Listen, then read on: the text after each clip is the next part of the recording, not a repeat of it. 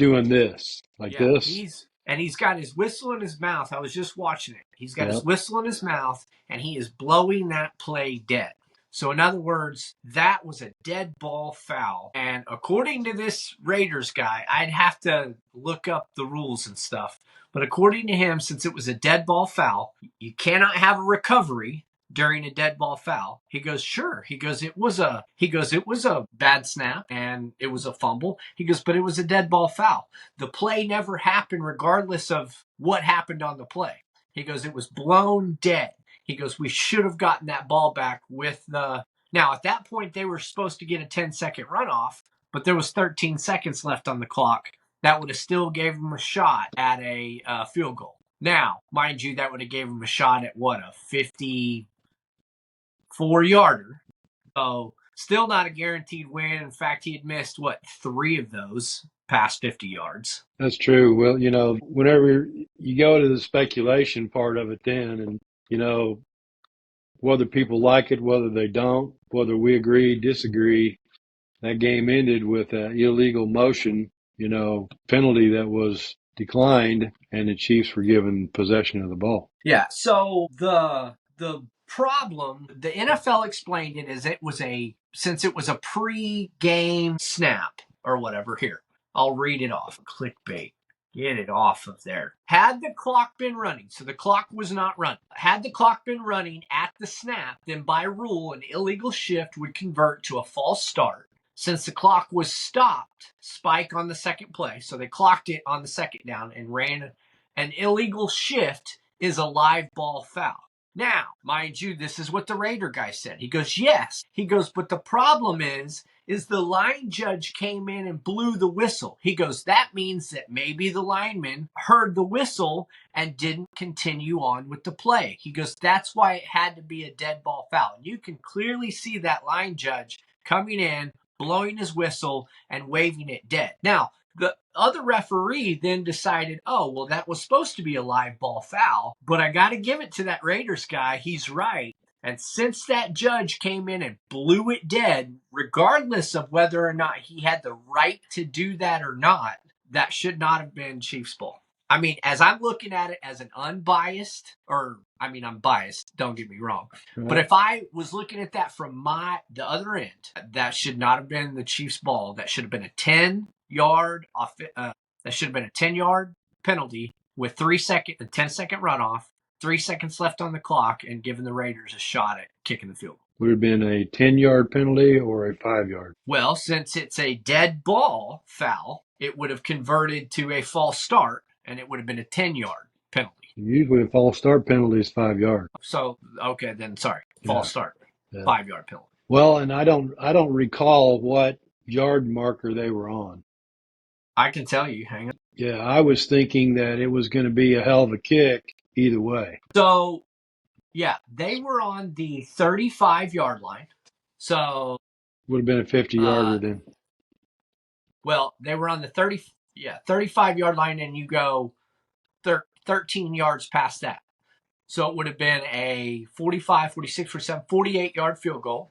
And then if they got the 5-yard penalty, which is what he's saying, it would have been a 53-yard field goal. So, and he couldn't come close to those kicks. But, I mean, if it's me, give me a shot at it. Refs stay out of it. And, hey, we will continue on this show to say, one, it's not a single call that kills you, but we seem to be on the right side of calls, so we're going to call it, the way it should. I would have wanted that call to be and I don't want the refs involved in it, because this crap. Then you got a tainted win, a tainted season, a tainted, all these people, just both sides then. Let it go. I agree. I mean, I don't want a game, nor does the NFL, nor do any of the fans, whether they're Raider fans or Chiefs fans. They don't want this kind of game or any game decided by the guys with stripes on. They really don't. I'll say this, and we're going to get into this some more, but I think Chris Jones said it best. He said, we'll take an ugly win over a pretty loss anytime. That's right. He's exactly right. And I looked at this game, and I cannot believe the number of opportunities that the Chief offense had in this game, and were just maybe that far away. And this game's not even, I mean, we're not even worried about the fourth quarter because the Chiefs are so far ahead. I mean, you take a look at this, and I'm sure you're going to cover it in the offensive side of it, but you take a look at this game, and our defense got some issues in the secondary. They really do. And I think they'll get those worked out. And obviously on offense, we've got some issues on the offensive line. But our offense had, I don't know how many opportunities Friday to make this game an absolute blowout as Patrick Mahomes won. 1 for 5 in the red zone. I saw that stat too. Can't do that. Well, whatever. Let's get into it. You bet. That'll be a good little snippet for everybody enjoying the show. So, on that note, welcome everybody. If you haven't already joined us, this is Red and Gold Generations. I am Dustin. This is my dad, Lawrence. We are your hosts of today's show and every other show that happens on this. Am I paused in real time? No, okay. I think so. I was paused on my screen, but I guess up there I'm paused. Yeah. That was funny. I see it moving, so yeah. We're going to talk about the Chiefs-Raiders games. We're going to talk to all the ref-hating, Chief-hating fans out there, and you got a little snippet of that beforehand. We're going to talk about the crazy ending, offense, defense, as always, Red and Gold Chronicles and Legends Corner. Let's get into it.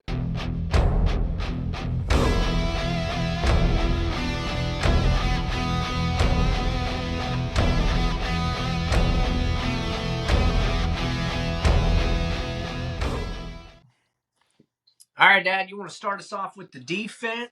I will. We'll switch it up a little, shall we? Yeah.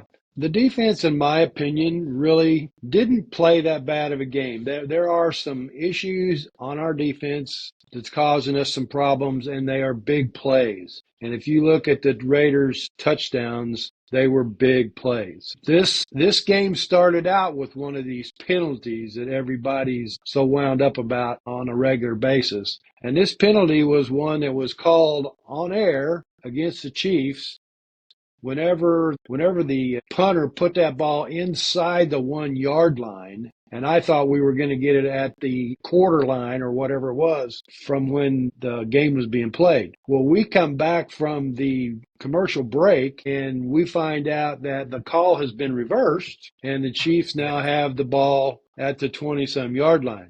So I took a look at that today, and you can look at it too, but Steele is coming in trying to block the punt, and he is definitely held on the way to the punter. That's the call that was made, but, all those Chief haters out there, they've been posting online that was a bad call, and mysteriously the Chiefs get the ball on the 20-25 yard line instead of inside the 1. Did you see that? Yeah. The second time that the Raiders got the ball, they had it for a long time.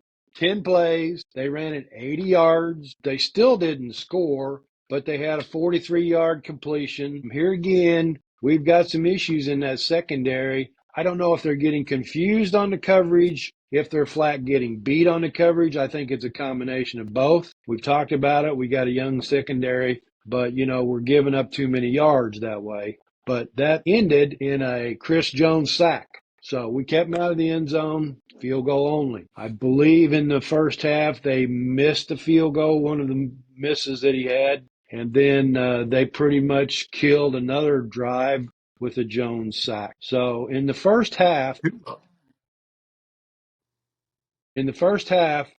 the Raiders only wound up with 3 points. So, a field goal for a half, that's an awesome job. We might have our issues, but hey, you hold any team in the NFL to 3 points and a half, you've done a really good job. So then we come out in the second half and we get a huge stop, a Minihue. Good to have Charles back in the game. Him and Bolton do a huge 4th and 1 stop that stopped the Raiders from, I think they had the ball for, 3 or 4 minutes again. Second time they get the ball, George Karlaftis comes up with a great big sack. That was either the second or the third time that they missed the field goal. So, they had their opportunities too, but not like our offense did. They're missing field goals and we're missing 6 points. But I tell you what hurt us in that second half was whenever I think we either scored a touchdown or we scored a field goal, and then the Raiders receiver brought that ball back 68 yards on a kickoff return. That was a hammer. That was a momentum changer. I Mm-hmm. mean, our defense was tired though. I mean, offense couldn't stay out there for sustained drive at all. No, they couldn't. And whenever you get the ball, after a 68-yard return like that, you're already behind the eight ball. And then, we have these people. It seems like we keep doing this to ourselves. Second and long, third and long, and then we give up these big plays across the middle or down the side. But this time we gave up Bowers a touchdown. And man, he was between three defensive backs when he caught that ball. I could not believe that he caught that ball. Or like we've said, can you believe that they're throwing those balls, right? Good point. Yep, that's a good point. I don't think later on in the season or in a playoff game you're giving that a shot, right? You're gonna, you know what? Let's throw it up into triple coverage and see if he comes down with it, right? Let's see if my throw is right on the money. Agreed. I think that is part of it. Now, you gotta stop it on triple coverage so they'll quit throwing into you. But it's a good point. I mean, it's a throw that Aiden O'Donnell is. He's kind of a problem for the Chiefs. He's had two good games against them. He really has. But this Bowers kid is a huge problem for the NFL. The guy wound up with 10 receptions and 140 yards against us. So, there's just. You can't stop tight ends. No, we've been beat by tight ends this entire year, and I don't know the problem there. I'm not a defensive genius, or like I say, I'd have Spags' job, but you get beat there, and then they turn around on that next series, and they try a blitz, and Justin Reed couldn't keep up with the receiver down the field, and they run the ball in for, 55, 60-yard touchdown. So those two big plays right there was really what kept the Raiders in the game, and our lack of production the entire night is what kept the Raiders in the game. Because honestly, besides those two snafus, our defense didn't really do that bad of a job. I mean, granted, we gave up 300 and let's take a look here. We gave up 18 yards through the air, and we gave up 434 yards total. So one of their backs got 65, 70 yards on us, and they had the ball just about as much as we did in this game. So we didn't get them off the field. Once again, we're allowing people to control, that ball for a long time against us, and they are wearing our defense out. Sounds like the defense we had back 2 or 3 years ago that was on the field all the time. And we had this bend, don't break mentality. And I think we're bending and then breaking this year. So we've got to fix a couple things on defense. But my buddy Bolton, once again, led in tackles. Awesome job there. We've got a secondary guy that's picking up second amount of tackles. I got to throw a bone out to our buddy Chris Jones. I think that made him, if I saw it right, 4th all-time for the Chiefs in sacks. And then old Karlaftis, my buddy Karlaftis, he's always in there, the old Purdue grad. Does a great job down there. And it's really good to have Omenihu back. He's making a difference. And already you saw it with Chris Jones being able to get through on that other side. And Omenihu was cramming up that middle too. So we're going to get it together. We really are. On defense, we're that close to being able to figure out that secondary, and you're just not going to run the ball well against us all the time. So I think we've still got what it takes to be in the Super Bowl next year, but we've got to work out some things on defense. But overall, I'd give us a B plus for that game. What do you think they benched Nazeeh Johnson for? I mean, I know he's getting beat, but do you think it's because of blown coverage, or do you think he's just not communicating? What do you think they benched him for? And what do we think of his backup? I think they benched him because he wasn't following the scheme that Spags was putting out there. He's either getting confused, he's not doing what he's supposed to do whenever he's down the field covering people, and he's either letting them beat him or he's not where he's supposed to be. And what is this kid's name? Number 2. I can't think of his name, but I didn't think he did a bad job when he stepped in. But Johnson, Murphy? it's what? Murphy? Murphy or something. I can't remember. Yeah, I can't remember. Are we supposed to get Jalen Watson? I heard a rumor we're supposed to get Jalen Watson back by playoffs. Is that true? I didn't hear that. I mean, I've heard that he was out for the season. I did hear a Hollywood Brown's supposed to be back game 16 or 17. I swear I heard something about him coming back, that we might get him back for the playoffs. That would be awesome. We'll talk about this one more time, then we'll move on to your offensive side of things. But honestly, that last drive by O'Donnell, he did an awesome job. He really did. That was a great drive. He put them right where they needed to be, stopped the clock with 15 seconds left. He didn't have any timeouts in that drive. And he did a super job. I mean, he did a Mahomes type job. We're going to talk about that for a long time, that penalty right there. I just don't know if it really made a difference at the end of the game either way. I would have liked to have seen what would have happened if they would have called a false start, dead ball foul, moved him back 5 yards. They would have had to kick that next, there wasn't anything else that you were going to do, because I believe that would have caused a 10-second runoff.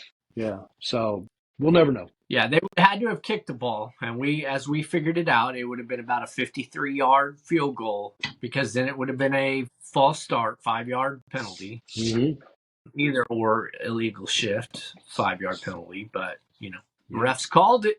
What are you gonna do except for just take that? I mean, it's not like we're gonna give it back to you, Raider Nation's fans. I mean, would you hand the win back to us if it was the other way around? So we can say we don't disagree with it, but we're gonna take that W. We're 11-1. You're what? Bad.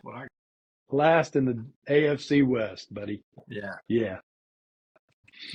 Well, we'll move on to the offense. I didn't have my stats pulled, or my stats got taken off. That's what I've been trying to do this whole flipping time, is pull my stats up for the game. I give up.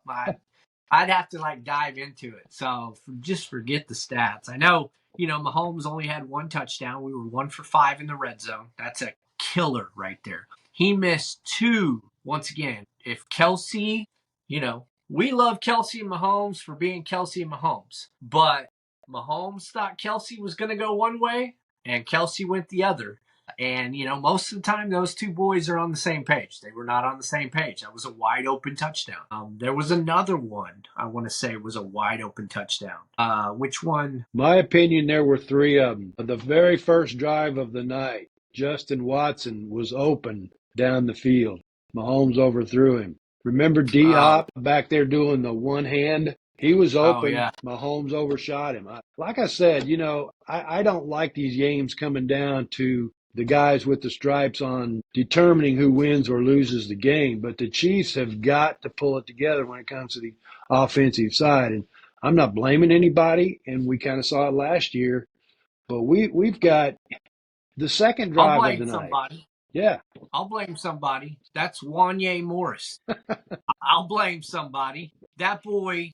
I mean, how can Mahomes set his feet and throw the ball? I mean, how fast was that flipping guy getting to Mahomes?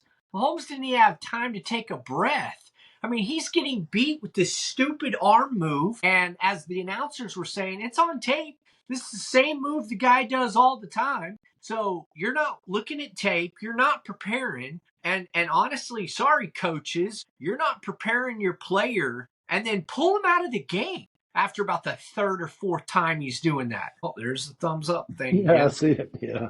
I'm so over this left tackle thing and just getting beat. I'm all for Humphreys coming in, but I'm not all for him coming straight in and needing to make a difference right away. Play him a few snaps, get him in there, but man, we don't want him hurt, Now, I don't know. The Chargers game, we need to take this game real seriously. They are on our heels. They have some good momentum. They've got good momentum, and it needs to be stopped. I agree. They lost the running back that was doing a great job for them, and I don't like seeing that. I want to play people full speed, but Dobbins, I think it's Dobbins. J.K. Dobbins. Yeah. But, I mean, who was this Raider guy that tore us up? Nobody's even heard of him. He's a rookie, right? McCormick?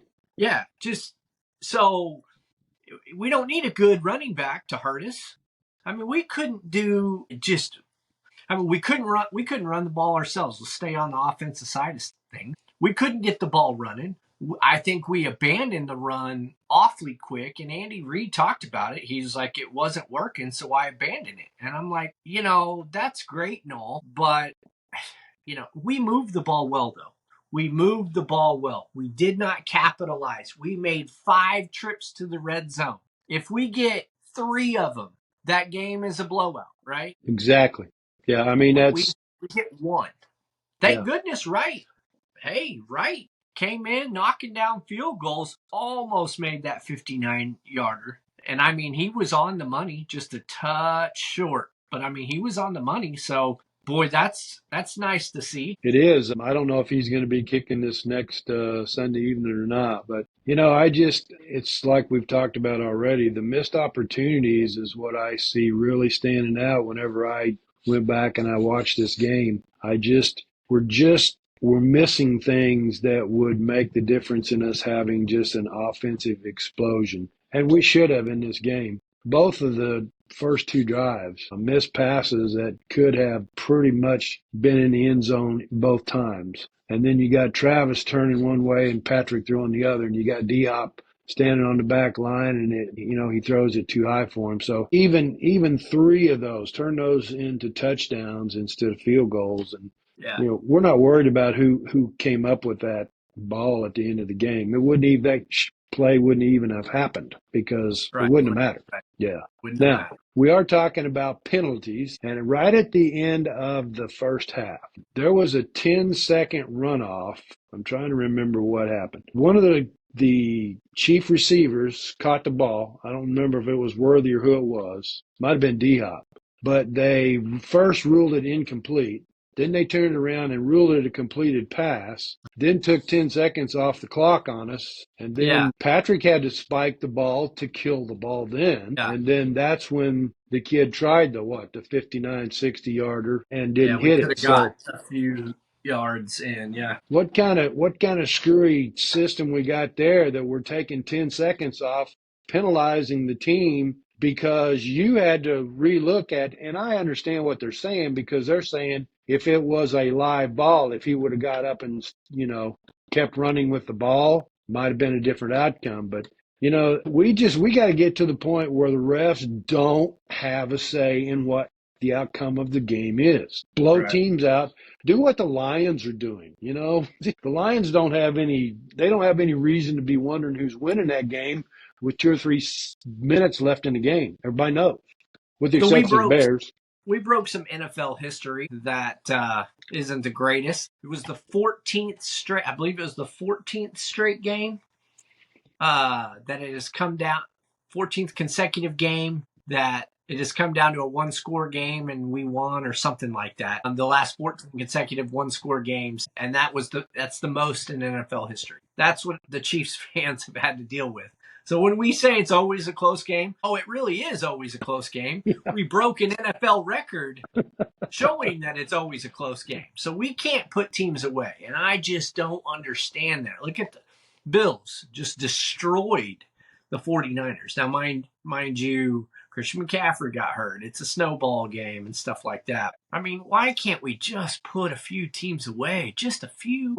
Although Carolina Panthers, we thought, we can put them away. They darn near beat the Bucs in overtime. Or did they beat the Bucs? They did not beat the Bucs, but it went into overtime. Yeah. I mean, a good team. That Panthers team is coming out there. We've got the Broncos team that is 7-5. Probably going to make the playoffs. We have the Charger team.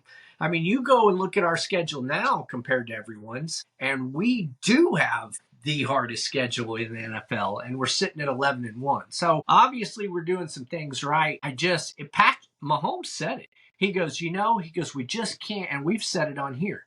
We can't get both sides of the game to line up at the same time. If the defense does well, the offense doesn't. If the offense does well, we held the Raiders to 17 points, and we only put up 19. We put up 30 points against the Panthers. We gave up 27.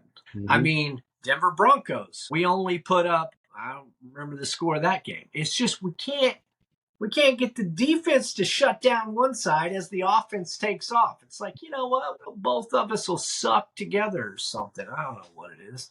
It'd be nice to not be stressed out in a game. You do remember the Chiefs from 2023, and right after Christmas, I'm thinking, wow, I don't know what's happened, but, the Chiefs ain't the Chiefs anymore. Well, guess what happened? The Chiefs won the Super Bowl. So I think we're in much better shape than we were this time last year. We still got guys coming back. Hollywood Brown, maybe he can step in there and make a big difference. Maybe Humphreys can step in there. We've got even the shift that they did, I don't remember how they did it, but they moved Tooney somewhere. Tooney.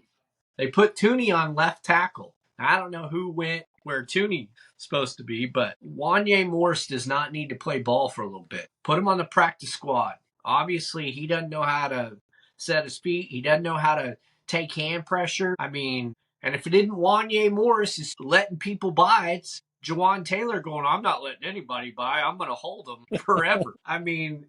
Or you know what? I'm going to get such a quick start off the ball. There ain't nobody getting past me. We're all lined up back here with Patrick Mahomes, and right. We won't even get to play started. I want to play running back this time, so I'm going to line up. How many times does that need to be called on you before you look to the right and go, I'm going to get this called on me if I don't scoot up a little bit?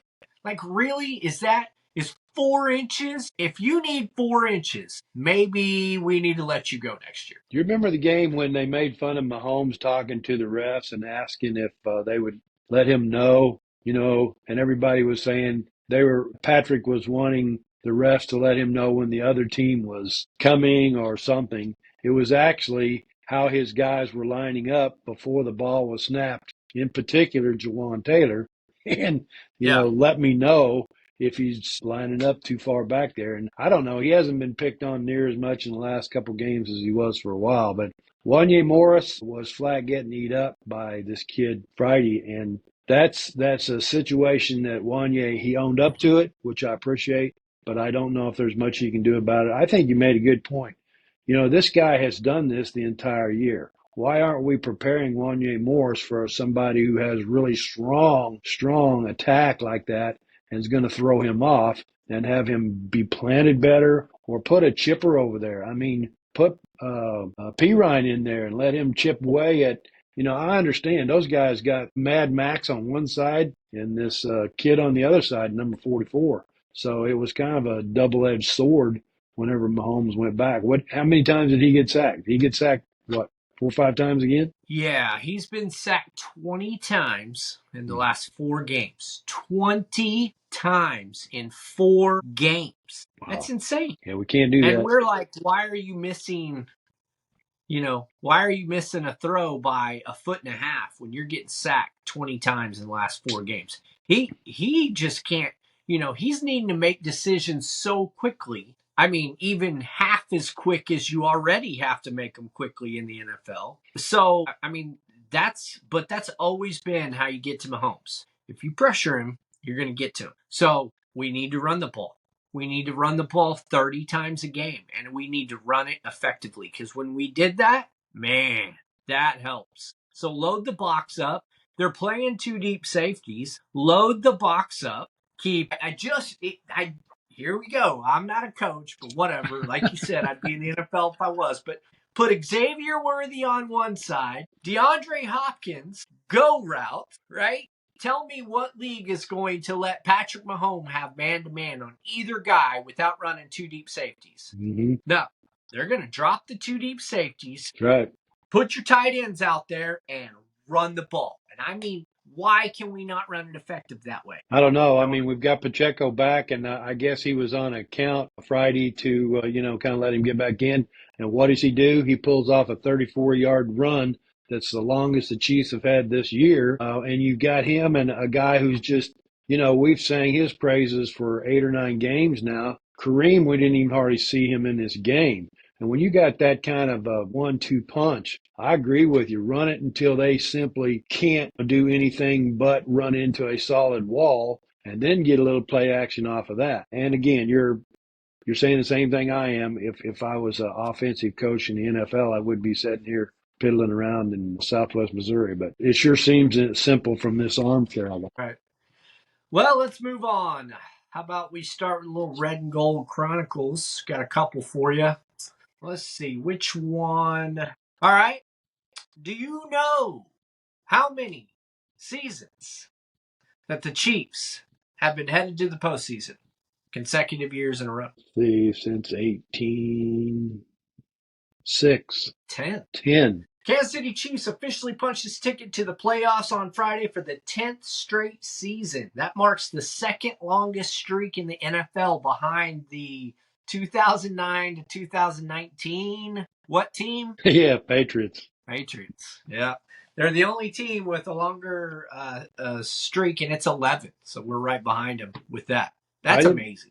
Yeah, I didn't realize that the last couple of years that Alex Smith was behind the center that we made it to the, I guess, what'd we do? One and done in the playoffs then? Yeah. Had to. Yeah. Yeah, we had a really good year with Alex the season before Mahomes came on. That's the season. I thought we went 10-0 for some reason that season, but we did not, obviously. We ended up 11-6, but I think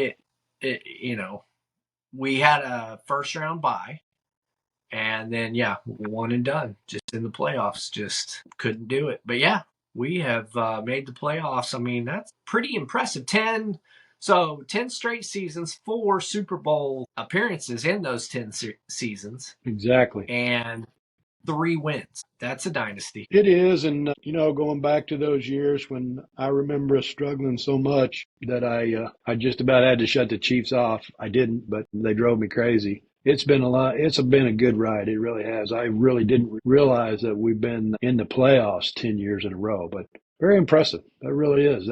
You're right. That's a dynasty. I hope we can get back there one more time this year just to prove everybody wrong. Well, we got a couple more people that made a little bit of franchise history and NFL history, but we'll start with this one because this one right here, to me, I think it's crazy. Travis Kelce now owns the 4th most yards after the catch in NFL history.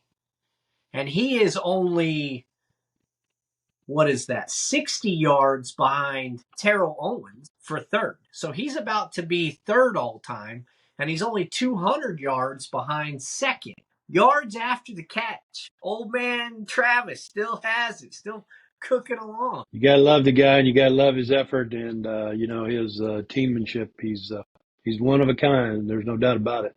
And then one more piece of franchise history, of course, Patrick Mahomes just passed Lynn Dawson for the most touchdowns all time on the Kansas City Chiefs organization with 238 touchdowns. So very deserving. Man, he did that quick, didn't he? He did. That kid is a phenomenal player. He really is. It's easy for us to criticize him whenever he's got people breathing down his neck all the time. And I think that was a no look. Did you watch that replay on that pass that he threw to, wasn't it Gray that caught the touchdown? Yeah, I mean, I saw it. It was definitely, so there's no look. And then there's that, I can still see the periphery over here. Right. Like the one he threw against the Broncos that one year, that was truly like he no-looked it. Like he was looking 90 degrees the opposite direction. Yeah. But on that play, do you know who dropped back in coverage on that he was eyeing and making sure that he was, who's the lineman? Crosby. Max? Crosby had punched out on that and was lining up in coverage on that play. And he was staring Crosby down and then chucked that. And now, I don't know if you saw this because we went to that Cousin place, it was okay. I would need to see another game from the next level. Where we sat was horrible. The screen is like a bubble and you're like right up on it. And imagine a curved moving screen that is 3 stories tall. I think the second story is I think it's probably more realistic and probably looks a lot better. But I got dizzy. Chloe wasn't feeling it, but we stayed for the whole game. But anyway, Mahomes was mouthing off something crazy to Crosby after that touchdown pass. I mean, just chirping at him. It was funny. Those two really, while they play, I mean, I know they have respect for one another, but by gosh, quit with the respect crap. Just say you don't like somebody and stick with it, old school style. Yep. Like, I don't like that guy. Yeah, agreed. Yeah, because to me, Max tries to get some cheap shots on Patrick just simply because he's a big, badass, you know, defensive lineman. He can get some shots. One in that game that maybe should have got flagged. He went a little extra. Yeah. Good ball player, but Well, yeah. he does it because it bothers Mahomes, Yeah. which I think is kind of funny because Mahomes is one of those people you don't want. You don't make Jordan mad. You don't make Brady mad, and I wouldn't make Mahomes mad because man, he wants to beat you. Like he already wants to beat you, but tick him off, and now he's got extra reason to beat you. I'm here all day. I'm here all day. I'm here all day. Yeah. Well, what do we have on Legends Corner today? Well, I picked a guy that I think is going to be pretty easy to guess, but this gentleman grew up in California, got away from the Texas boys, and we went out to California this time. He not only lived out there, but he went to high school and he went to college in California. Had some accolades in college, didn't really go through those this time, but boy was a pretty good sized ball player, 6'5", 250. He was pretty much what he dressed out in the pros. He was drafted by the Kansas City Chiefs in 1997, 10th round. Was it 97? I think it was 97. And he played for them until 2008. Then he went and joined another team for a little while. This guy is a 6-time first team All-Pro. He played in 14 Pro Bowls. I'd say that's pretty close to a record because he's got a reception record for Pro Bowls. Over 15,000 career receiving yards. Tony Gonzalez. Tony G, number 88. Yes, sir. He's a member of the Kansas City Chiefs Hall of Fame. Do you know whenever he went to the Falcons, do you know how he was traded? No, I don't remember how that went down. I didn't either. He was traded for a second-round pick in 2009, and that's when he went to the Atlanta Falcons. Didn't know that. But anyway, heck of a career. Still is number one in receiving yards. 1,325 receiving receptions as a tight end. I don't know if that's number one or not. I can't remember. I looked it up and then blew it off. But Pro Football Hall of Famer, first round pick, 2019. Obviously, the Chiefs Hall of Fame. He was Hall of Fame All-Decade team for the 2000 to 2009 season. And then he's a member of that 100th annual all-time team. So to me, that stands up there pretty tall. One thing about Mr. Gonzalez that people might not have realized was he was a very good basketball player. And he played briefly, I think around 2001, 2002. He played for the Miami Heat. Played basketball in the off season for a little while, and had kind of kicked it around, but he let it go. But yeah, he could have played pro basketball. According to whoever the Miami Heat coach was at that time, I think it was Riley. Was it Riley? Maybe Riley said that he could have been all pro as a basketball player too. But Tony G, still love to see him as a analyst on television screen. So big time. Yeah, someone asked him during he was doing the analysis between the Chiefs game, and they were like, "So if Kelce catches his touchdown, are you going to pay for his fine if he dunks on the goalpost?" So is Kelce up for a record in reception touchdowns or something? The next one, he tied it the last time that he caught a TD there in Kansas City. He tied Tony's record. The next one, he passes Tony's record. So that's why they were hoping in the Raiders game that he would beat Tony's record, and Tony said that he would pay the fine for Travis, dunking the ball. I hope he does it. But or he if he can. If he can, that's you would hate to go up and get, like, I mean, you'd never hear the end of it. At least you can go, man, I forgot, heat of the moment, I forgot, instead of going up there and get rejected by the goalpost, and then you're forever below Tony Gonzalez. Yeah, Forever. that would be bad. I don't know how tall Travis is. I don't know if he's 6'5" or not. I mean, Tony Gonzalez is pretty good sized ball player. He really was. I'm not sure how tall Travis is. I'm sure Kelsey'd have no problem. I've seen him do it Duncan before. Yeah, I've seen him do it. Now that was earlier in his career, so I'm like you. You don't want to muff that. Yeah. Well, let's talk preview of the Chargers and Chiefs game. What is your score pick, and who do you think is going to come out on top? You know, that's kind of a tough one. I always believe the Chiefs can win just simply because I think they're probably the best ball club in the NFL. The Buffalo Bills and the Philadelphia Eagles are definitely 2 and 3.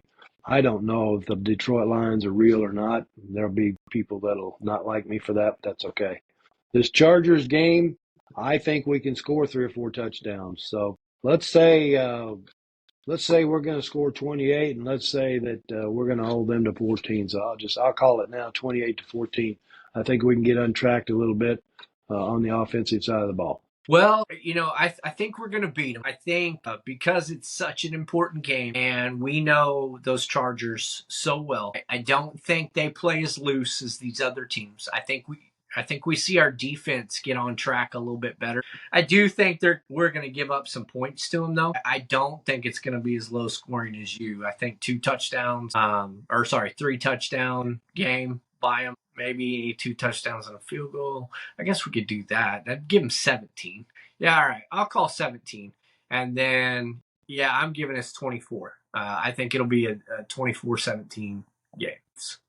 I like that. We're an Arrowhead. We're an Arrowhead. Sunday night Arrowhead. Yep.